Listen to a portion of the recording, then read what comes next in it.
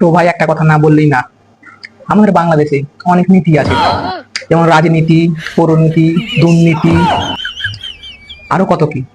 এগুলোর মাঝে আর একটা নীতি আছে, সেটা হচ্ছে বউ নীতি। তো আমি এই নীতির কথা বলতাম না, এগুলো না আলোচনা করতাম না। তো কাল হঠাৎ একটা ভিডিও দেখলাম, দিয়ে ভাবলাম একটু লারা দিই।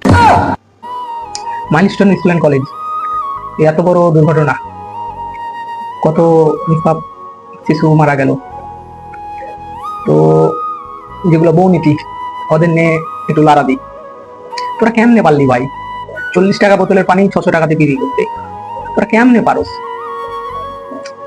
তোরা কি মরণের ভয় নাই? তোরা কি মরবি না?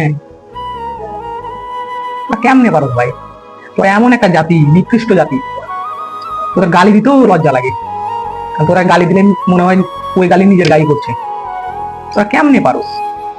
এত বড় দুর্ঘটনায় কত প্রাণ গেল, কত আহত নিহত, এদের জন্য রক্ত লাগতো, নেগেটিভ রক্ত। ওই তোরা তো দিতে গেলি না। আরে তোরা কি রক্ত দিবি?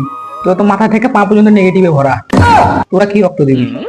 তোরা তো করবি ভিডিও, কোনো দুর্ঘটনা ঘটলে পকেটে ফোনটা বাইর করে ট্যাং ট্যাং ট্যাং ট্যাং করে ভিডিও করবি, ভাইরাল হতে হবে, ভাইরাল। হিজড়া তো রক্ত দেয়, তোরা তো তোদের তো হিজড়াও বলা মহাপাপ হবে। তোদের গালি দিলে নিজের গায়ে গালিটা লাগে, যেমন ছ্যাপ ফেললে নিজের ওপর মনে মুরগির ছ্যাপ করলে নিজের গায়ে লাগে ছ্যাপ, সেরকম তোরা এমন একটা নিকৃষ্ট জাতি।